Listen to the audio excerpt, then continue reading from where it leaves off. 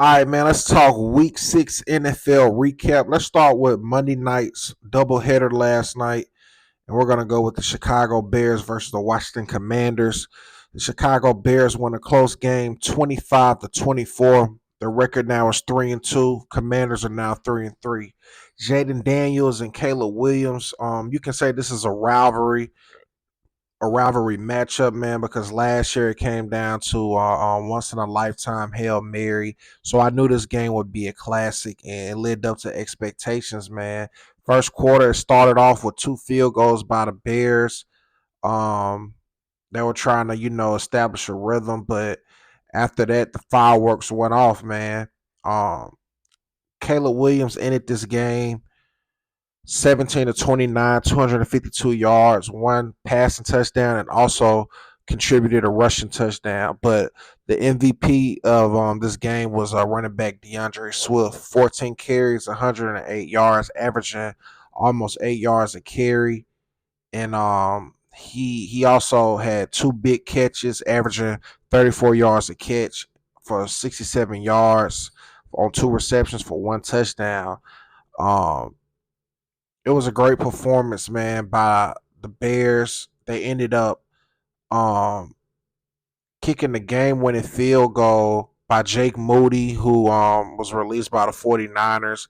He had one kick blocked, but he hit 4 field goals, 48 long to be exact. And it was almost looking like he was out the league, so it was good for him to bounce back. Jaden Daniels, on the other hand, had a costly fumble that's out of his character, but he still had a solid game, 19-26, 211 yards, 3 touchdowns, 1 interception, and he ran the ball with 10 carries for 52 yards. Ja'Cory Moret had 17 carries for 61 yards. He was balling as well. Um, Good matchup, man. But I think the weather played a role into it because it got very misty with rain. A little bit of rain, I guess you could say, in the fourth quarter, and I think he contributed to that fumble. And also, Jaden Daniel was trying to bounce back from that knee injury. But nevertheless, classic game, man. I really enjoyed it. Okay, next let's talk about the Buffalo Bills against the Atlanta Falcons on the Monday night doubleheader. Side note, I wish they wouldn't do double headers, man, because I honestly wasn't able to watch this game because I was so excited to watch Jaden Daniels versus Caleb Williams. But anyway, Buffalo Bills fall short for a second consecutive loss against the Falcons. Falcons win 24-14. Falcons bounced back tremendously from their loss to the Carolina Panthers a couple weeks ago, where they laid a goose egg. Just an offensive powerhouse by the Falcons offense, man. Michael Penix, man, 20 of 32, 250 yards, 1 touchdown. But the biggest player of the game was Bijan Robinson, running back, number 7, 19 carries, 170 rushing yards, 1 rushing touchdown, and caught 6 receptions for 68 yards, man. Dual threat. You love to see it, man. And also on the receiving end, Drake London caught 10 passes for a buck 58 and 1 touchdown. Josh Allen, on the other hand, threw 2 interceptions, one to D. Alford, and the second one was at the end of the game to D'Angelo Malone. I think the ball got tipped, and Malone was at the right place at the right time.